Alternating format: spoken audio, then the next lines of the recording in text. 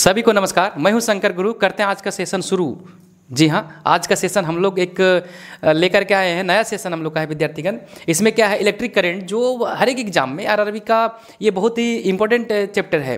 Railway के exam में आप देखने को मिलेगा आपको जो विद्युत धारा से जितने भी ऑब्जेक्टिव और न्यूमेरिकल है वो आपको क्वेश्चन यहाँ पर हम लेकर के आए हैं और एग्जाम में आपको जरूर देखने को मिलेगा विद्यार्थीगण। इससे तो हम लोग आज जो करेंगे वो विद्युत धारा का जो ऑब्जेक्टिव क्वेश्चन है, सबसे पहले हम लोग ऑब्जेक्टिव इसका कर लेते हैं। जो जितना भी कंसेप्ट होगा सब हम लोग कर लेंगे। लगभग हम इसमें 2-3 सेशन लेंगे, उस लगभग 60-70 क्वेश्चन के करीब होंगे।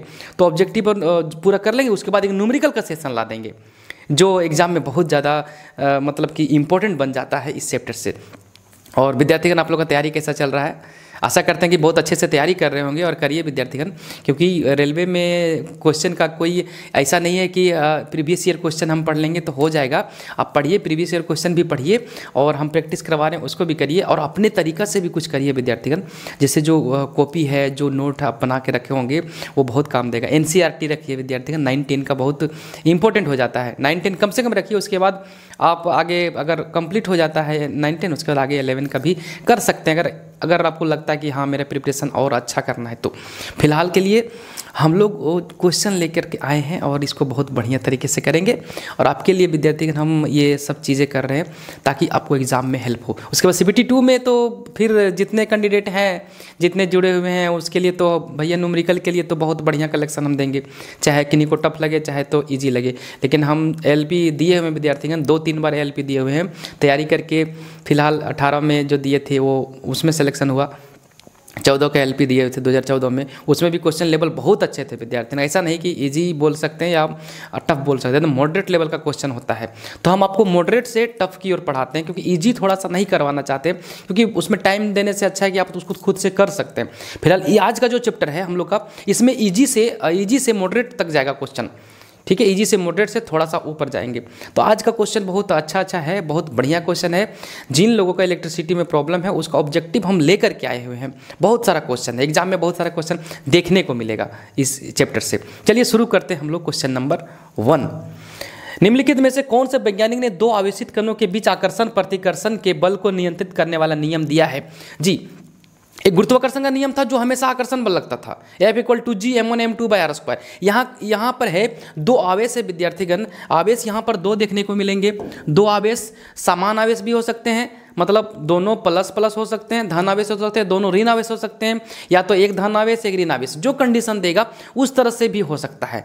तो आवेश यहाँ पर हम लोग अभी जो पढ़ेंगे वो एक नियम दिए थे, आवेश का नियम दिए थे कि आवेश अगर 2 आवेश है तो उसमें कुछ आकर्षण या प्रतिकर्षण बल लगता है। तो इसका कंडीशन बता देते हैं। 2 समान आवेश रहेगा तो दूर हटेगा प्रतिकर्षण बल, और 2 अलग अलग आवेश रहेंगे, 2 अलग अलग, अगर ये धन आवेश और ऋण आवेश, तो वो दोनों आकर्षण बल लगा करके एक दूसरे की ओर आकर्षित होंगे, तो दोनों के बीच में आकर्षण बल लगेगा।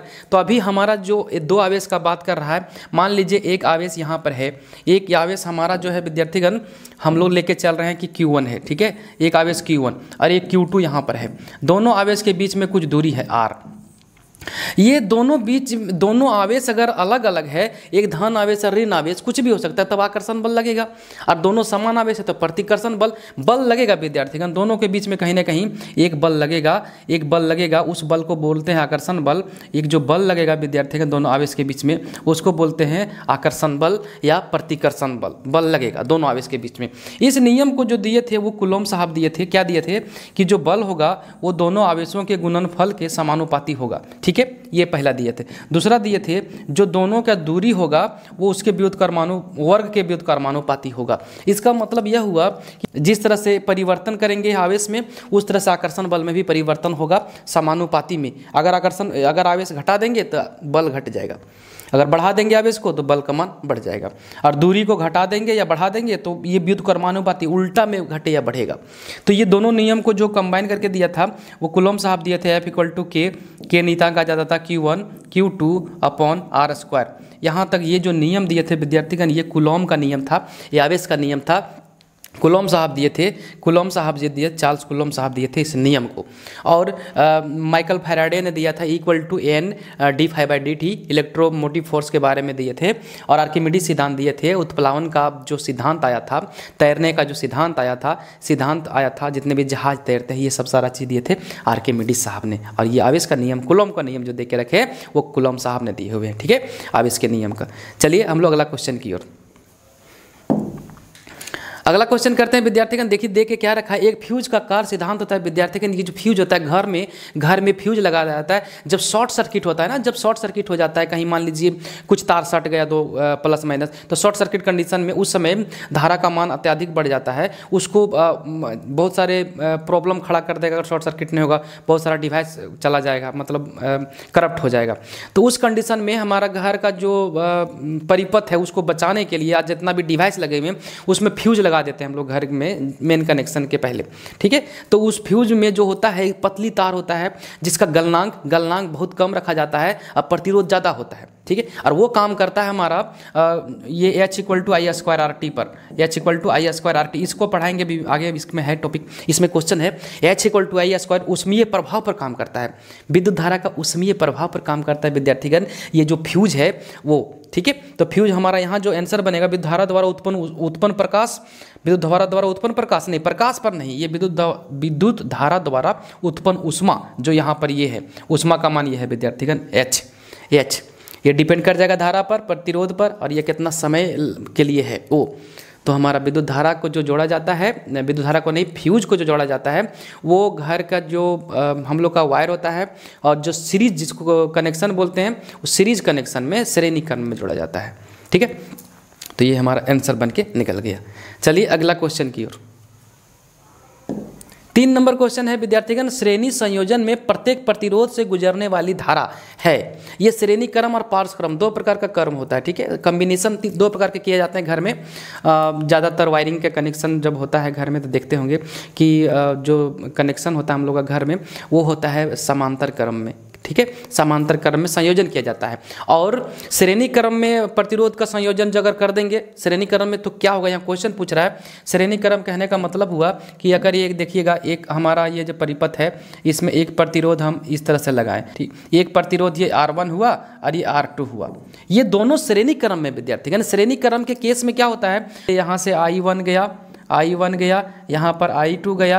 इस कंडीशन में विद्यार्थीगण सभी में समान होगा, विद्युत धारा का मान क्या होगा, सभी में समान चलेगा, सभी प्रतिरोध में बराबर होगा, मतलब I1 = I2 हो जाएगा, I1 = I2 हो जाएगा विद्युत धारा का मान, ठीक है। विद्युत धारा समान चलेगा, जितना इसमें विद्युत धारा का उतना ही इसमें होगा।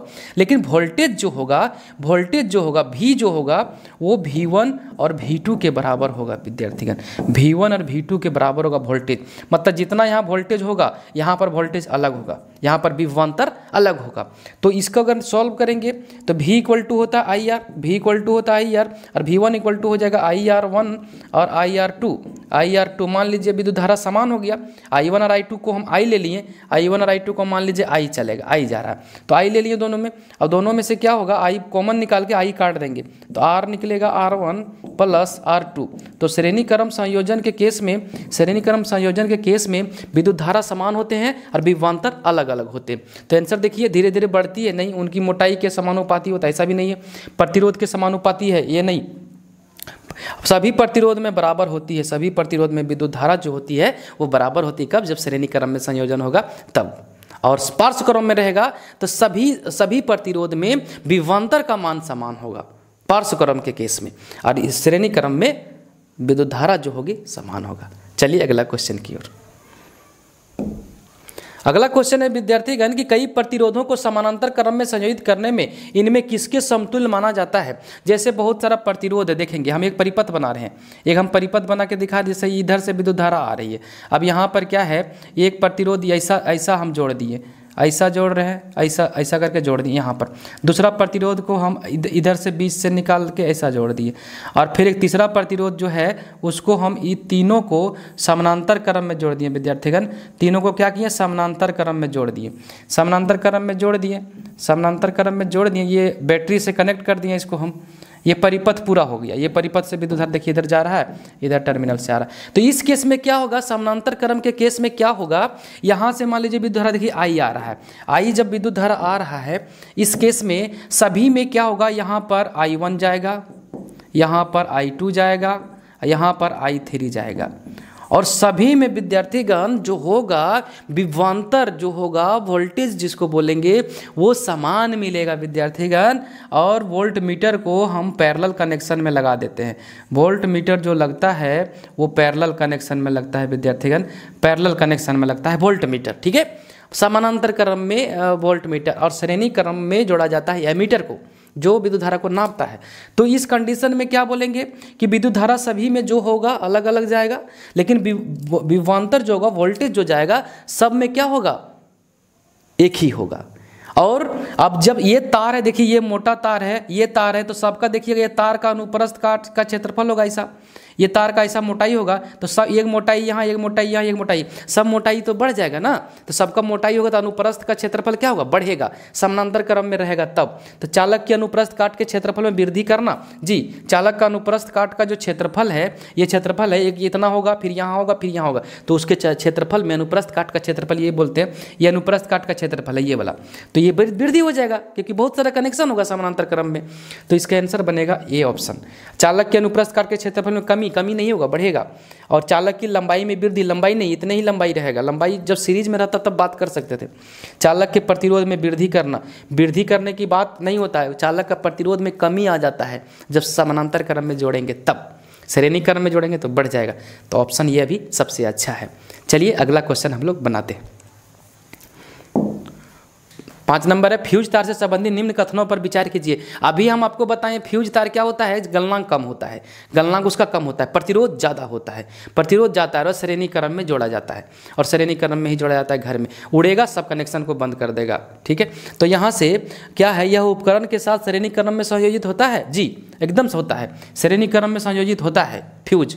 और यह निम्न गलनांक होता है, निम्न गलनांक होता है, पदार्थ से बना होता है, एकदम सही, दोनों ए ऑप्शन और बी दोनों सही है। खोज लीजिए ऑप्शन कहाँ है, केवल एक सही नहीं, केवल एक नहीं, 2 भी सही है, ए और बी दोनों, जी ए और बी दोनों सही है, ऑप्शन हमारा यहाँ मिल गया 2 number. RRB group D 5/9/2022 shift देखिए पर 1 में पूछा हुआ क्वेश्चन है ये।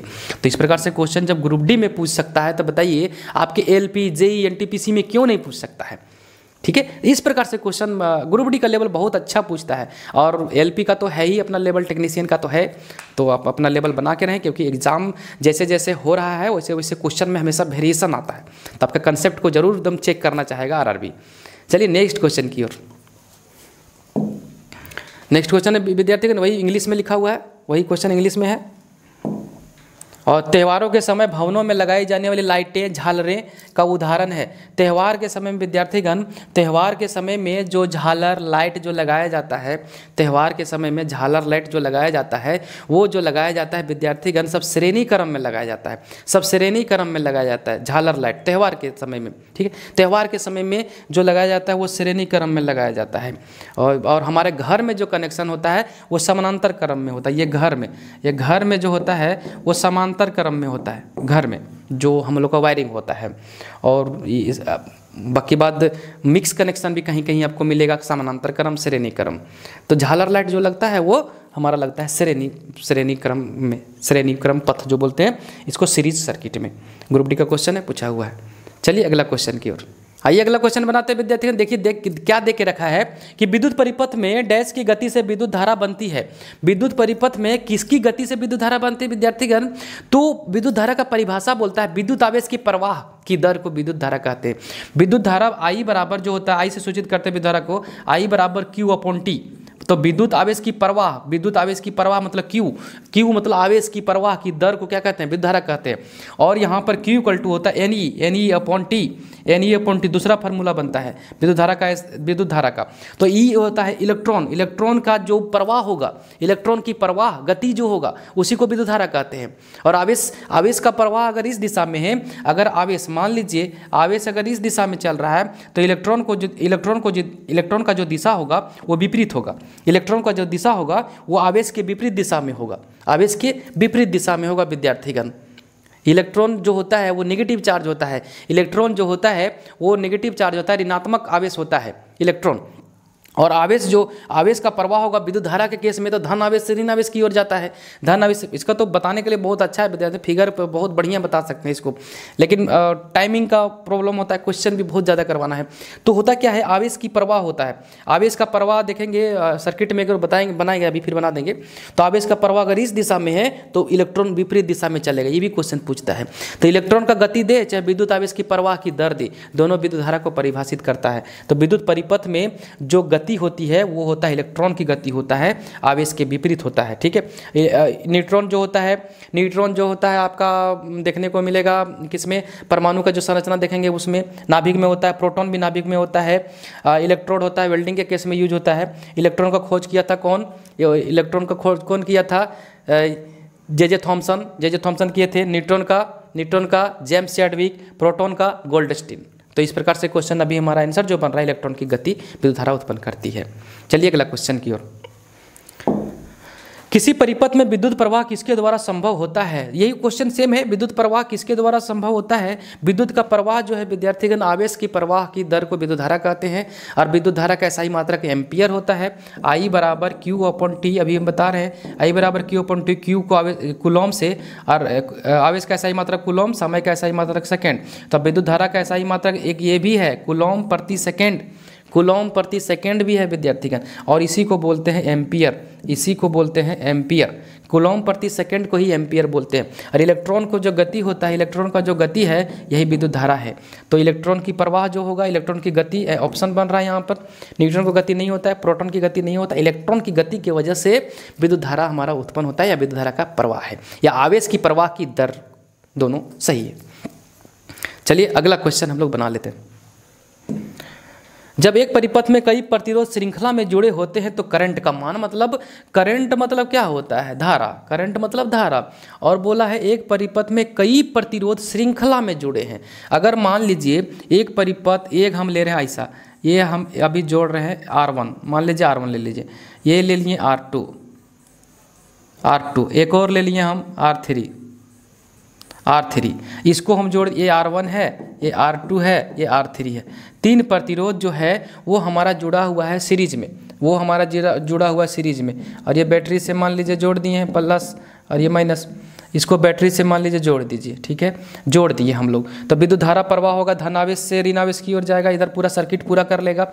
तो इस कंडीशन में क्या होगा, सभी पर जो जाएगा हमारा विद्युत धारा का जो मान होगा, इस कंडीशन में I1, I2 और ये I3, इस कंडीशन में तीनों बराबर होंगे विद्यार्थीगण, विद्युत धारा का मान बराबर होगा। वोल्टेज का मान चेंज कर जाएगा, V1 यहाँ चलेगा, यहाँ V2 चलेगा, ये V3 चलेगा। विभवांतर अलग अलग होंगे तीनों पर विभवांतर अलग अलग होंगे। तो करंट का मान पूछ रहा है, धारा का मान क्या होगा, तो करंट का मान जो होगा बढ़ता है नहीं, समान रहता है, कम होता है नहीं, आधा होता है ये भी नहीं, ऑप्शन डी एक ही रहता है, एक ही रहता है। श्रेणी क्रम संयोजन में विद्युत धारा का मान एक ही रहता है, और परिवर्तन जो होता है वो होता है विभवांतर में, वो होता है वोल्टेज में। ठीक है, V1 V2 का अंतर आएगा, सभी पर अलग अलग आएगा। तो श्रेणी क्रम संयोजन में ऐसा होगा। अगर प्रतिरोध का मान बोल देता तो तीनों जुट जाता तो बढ़ता, ये वाला ऑप्शन बनता। ये डी लिख दिया, ये नहीं, ये ऑप्शन होगा यहाँ पर। तो जो ये लिखा है ये होता श्रेणी क्रम संयोजन में प्रतिरोध का केस में, अभी ऑप्शन डी। चलिए अगला क्वेश्चन बनाते हैं। विद्युत धारा का एक सतत और बंद मार्ग क्या कहलाता है, अभी जो हम फिगर बना के दिखाएं आपको, एक सतत और बंद मार्ग, ये प्रतिरोध मान लीजिए है, और इस तरह से हमारा एक बंद मार्ग मतलब विद्युत धारा इसमें चल रहा है। यहाँ पर थोड़ा सा मिटा के बना देते हैं विद्यार्थी, पूरा मिट गया। यहाँ पर क्या है, बंद मार्ग मतलब ये क्लोज सर्किट बोल रहा है, एकदम क्लोज सर्किट। यहाँ से विद्युत धारा चलेगा, आई चल रहा है, यहाँ आई जा रहा है, या मान लीजिए R1 बल्ब कुछ भी लगा दीजिए। ये क्लोज सर्किट जो है ना विद्यार्थीगण, ये सर्किट को ही बोलते हैं परिपथ, ये हमारा परिपथ कहलाता है। ये देखिए कितना बेसिक का क्वेश्चन है ये परिपथ कहलाता है पूरा। ये जो हमारा बन गया ये डायग्राम, ये परिपथ कहलाता है, सर्किट बोलते हैं इंग्लिश में। तो हमारा विद्युत धारा का एक सतत और बंद मार्ग क्या कहलाता है, परिपथ कहलाता है, विद्युत परिपथ, इलेक्ट्रिक सर्किट। ठीक है, मार्ग हुआ ये सब रास्ता हो गया, मार्ग ये सब रास्ता हो गया।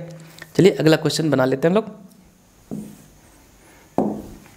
विद्युत परिपथ में बैटरी का उपयोग क्यों किया जाता है? बैटरी, जैसे अभी नीचे में बैटरी लगा रहे थे, बैटरी का उपयोग घर में, आपका घर में इन्वर्टर जैसे यूज़ करते हैं, तो अगर बिजली चली गई तो इन्वर्टर घर में हमारा यूज है, तो उस इन्वर्टर के लिए बैटरी लगता है। बैटरी चार्ज होता है, इन्वर्टर एक रहता है, उसके नीचे 1 या 2 बैटरी जितने आप लगा सकते हैं, एम्पियर आवर में होते हैं।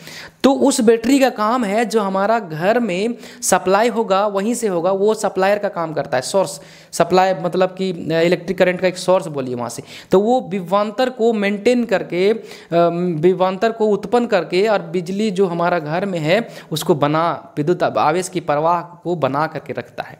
विद्युत आवेश की प्रवाह मतलब विद्युत धारा को बना के रखता है विद्यार्थीगण। तो वो हमारा बैटरी का काम है या सेल का काम है। तो विद्युत परिपथ में बैटरी का उपयोग किया धारा उत्पन्न करने हेतु। धारा तो उत्पन्न करते ही हैं, लेकिन किसके वजह से? विभवांतर की वजह से, विभवांतर की वजह से।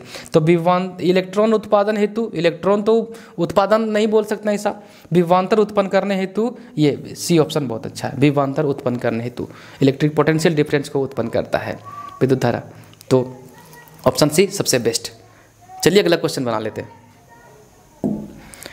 सर्किट में श्रृंखला में प्रतिरोध जुड़े होते हैं, सर्किट के माध्यम से धारा का मान क्या है? सर्किट में श्रृंखला में प्रतिरोध जुड़े होते हैं, तो अभी शायद इस प्रकार का क्वेश्चन हम लोग बनाए हैं। सर्किट में श्रृंखला में प्रतिरोधक जुड़े होते हैं, एक श्रृंखला, और सर्किट में माध्यम से धारा का मान। धारा का मान क्या होगा विद्यार्थीगण? धारा का मान तो एक ही रहेगा। इस क्वेश्चन अभी इस टाइप का क्वेश्चन बना दिए हैं, रिपीट हो गया, या तो दूसरा टाइप का क्वेश्चन पूछा होगा। ये ग्रुप डी का क्वेश्चन है, ग्रुप डी का क्वेश्चन है। इस तरह से सर्किट है, और यहाँ पर मान लीजिए धारा एक और हम प्रतिरोध जोड़ दे रहे हैं, प्रतिरोध जोड़ दिए, R1 जोड़ दिए, R2 जोड़ दिए, तो दोनों में प्रतिरोध का मान क्या होगा? I1 और I2 क्या होंगे? बराबर होंगे। किसके बराबर? I के बराबर होगा, विद्युत धारा के बराबर होगा, मतलब समान रहेगा। इतना समझिए, श्रृंखला में जुट गया तो प्रतिरोध में जो विद्युत धारा जाएगा सब में समान जाएगा, और समांतर क्रम में जाएगा तो विभवांतर समान होंगे, और वहाँ प्रतिरोध बढ़ जाते हैं, प्रतिरोध नहीं विद्युत धारा बढ़ जाते हैं, यहाँ पर विभवांतर वोल्टेज बढ़ जाता है, तो यहाँ पर रिमेन सेम होगा, एक ही रहता है। विद्युत धारा का मान क्या होगा? एक ही होगा। पूछने का तरीका थोड़ा चेंज है क्वेश्चन का, उसमें करंट लिख दिया था। तो ये भी ग्रुप डी का क्वेश्चन है, शिफ्ट 3 26/9/2018 का क्वेश्चन है। आइए अगला क्वेश्चन बना लेते हैं हम लोग। किसी समानांतर परिपथ में यदि किसी खराबी के कारण एक विद्युत उपकरण कार्य करना बंद कर देता है, ठीक है, मान लीजिए जो हमारा घर में कनेक्शन किया हुआ है सब, बिजली में जो लाइट है, फ्रिज है, कूलर है, पंखा है, टीवी है, अगर एक काम करना बंद कर दिया तो क्या सभी बंद हो जाते हैं? क्या नहीं, क्योंकि समानांतर क्रम में जुड़े हुए हैं। एक बंद होगा तो आप अपना कनेक्शन हटा लीजिए ना महाराज, और तो चल रहा है ना, तो ये बंद हो जाएगा तो कोई प्रॉब्लम नहीं, अगला सब मेरा चलेगा, सब चलेगा। समानांतर क्रम में जुड़े होते हैं तो क्या होगा? दोगुने क्षमता से कार्य करते रहेंगे? नहीं, क्षमता तो कहाँ, क्षमता की बात ही नहीं होगी। तो अन्य विद्युतीय उपकरण का बात कर रहा है तो दोगुने क्षमता से कार्य करेगा? नहीं, कार्य नहीं करेंगे, नहीं कार्य तो। और अन्य विद्युतीय उपकरण के बारे में पूछा है जो अन्य लगा हुआ है, जैसे टीवी लगा हुआ है, और मान लीजिए पंखा मेरा खराब हो गया तो क्या टीवी बंद हो जाएगा? नहीं, काम करेगा, वो भी समान रूप से कार्य करते रहेंगे। जी, समान रूप से कार्य करते रहेंगे। ये भी एलपी का क्वेश्चन है विद्यार्थी, ना आरआरबी एलपी टेक 2000 कितना है 18 का क्वेश्चन है, 29/8/2018 शिफ्ट 3 का। देखिए ये क्वेश्चन है, बहुत अच्छा क्वेश्चन है समानांतर क्रम का। अगला क्वेश्चन, ये वही क्वेश्चन इंग्लिश में है, बाकी बात आप हिंदी समझ गए तो इंग्लिश वाले जो लोग होंगे वो कर लेंगे यहाँ से। एसी और डीसी किसके रूप होते हैं विद्यार्थीगण? एसी मतलब अल्टरनेटिंग करंट, अल्टरनेटिंग करंट होता है एसी। ये एसी का ग्राफ होता है, देखिए ये एसी का ग्राफ है, और ये हमारा है डीसी का, ये हमारा है डीसी का। ये प्लस होता है विद्यार्थीगण, ये माइनस होता है, ये प्लस, ये प्लस, ये प्लस। तो ये हो गया मेरा एसी का, और ये हो गया डीसी का। Direct current AC, alternating current, और ये प्रत्यावर्ती धारा बोलते हैं हिंदी में, और इसको डीसी को बोलते हैं डायरेक्ट करंट इंग्लिश में, और डिस्ट धारा बोलते हैं इसको इंग्लिश में। ये देखिएगा इसमें ना ग्राफ इस टाइप का बनता है, एक प्लस एक माइनस, ये इसमें प्लस प्लस होता है डायरेक्ट करंट। ये दोनों धारा का ही रूप है, ये दोनों धारा का ही रूप है। जो हमारा घर में बिजली आता है वो इस रूप में आता है, इस रूप में आता है, और जो बैटरी चार्ज होता है वो इस रूप में चार्ज होता है। डायोड लगे होते हैं बैटरी में, जो आपका इन्वर्टर है घर में उसमें डायोड लगे होते हैं, तब वो बिजली को लेता है और बैटरी को ये वाला देता है, इस प्रकार का फेज देता है, मतलब प्लस प्लस देता है, तो बैटरी हमारा चार्ज हो जाता है, इसको आप बोलते हैं। मोबाइल में भी यही कनेक्शन है, सारा चीज़ जो चार्जर लगाते हैं यही सब चीज़ करने के लिए। यही सब चीज़, पहले वोल्टेज को वो ड्रॉप करके फिर इतना में बना के देता है। जो मोबाइल आप यूज़ कर रहे हैं देखे होंगे, उसमें वो डीसी इतना वोल्ट लेगा, वो कितना वाट का है, वाट तो अलग बात हो गया, वो शक्ति का बात है, लेकिन जो यूज है हमारा इसी पर बैटरी चार्ज होते हैं, जितने भी बैटरी चार्जेबल है।